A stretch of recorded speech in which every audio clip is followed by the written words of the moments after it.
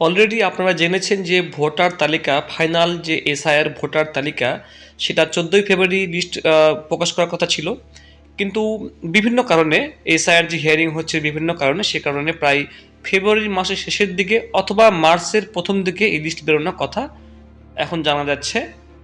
এরই মধ্যে যারা যারা হিয়ারিং যারা দিয়েছেন অলরেডি, যদিও এখনও 3 লক্ষর উপরেও কিন্তু এখনও কেউ হিয়ারিংয়ে কিন্তু এখনও আসেননি, মানে 3,20,000-এর বেশি মানুষ এখনও পর্যন্ত হিয়ারিংয়ে নোটিশ পাওয়ার পরেও কিন্তু তারা হিয়ারিং করতে বা হিয়ারিংয়ে তারা আসেনি।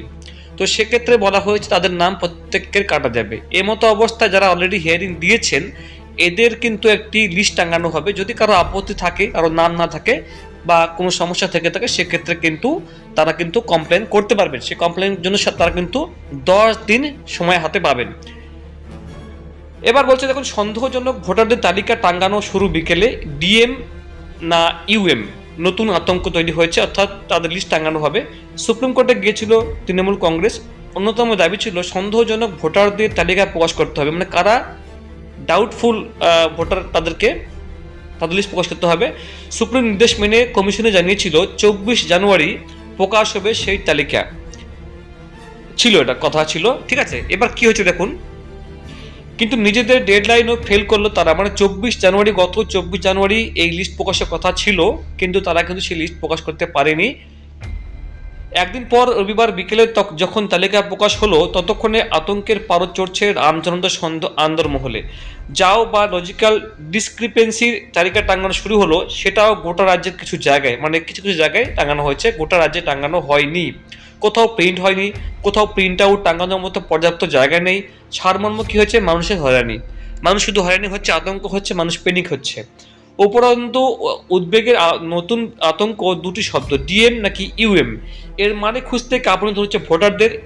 পরে মানে দেখুন, যারা বাংলাদেশি রয়েছে, যাদের মধ্যে মনের মধ্যে একটা ভয় আছে, যাদের কোনো ডকুমেন্টস নেই, তাদের কিন্তু একটা আতঙ্ক থাকবে, যাদের নাম উঠেছে কেউ ওঠেনি।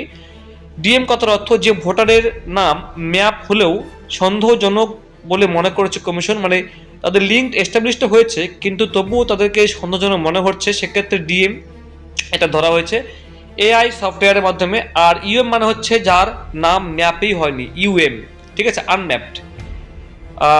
তো এবার হচ্ছে কথাটা, তালিকায় থাকা নামের পাশে লেখা রয়েছে নোটিশের শ্রেণী, সেই তালিকায় লেখা ডিএম এবং ইউএম। ইউএম মানে হচ্ছে আনম্যাপড, মানে কারো লিস্ট, কারো বংশ তালিকায় নেই।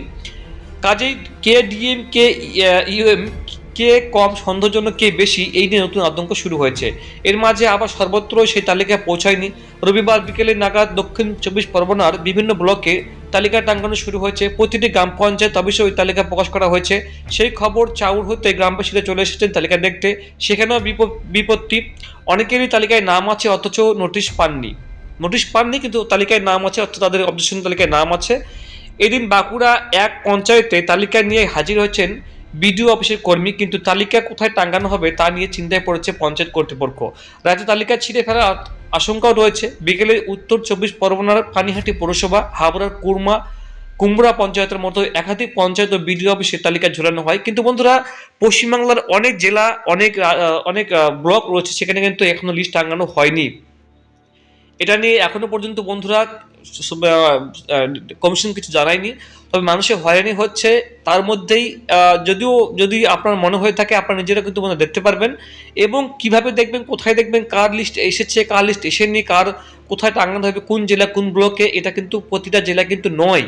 কিছু কিছু ক্ষেত্রে এই জিনিসটা হচ্ছে, কিছু কিছু ক্ষেত্রে কিন্তু তারা কিন্তু ধোঁয়াশার মধ্যে, অন্ধকারের মধ্যেই রয়েছে, যে অ্যাকচুয়ালি যেমন দক্ষিণ 24 পরগনা, অন্যান্য জেলাগুলোতে কিন্তু এরকম কোনো খবরই নেই।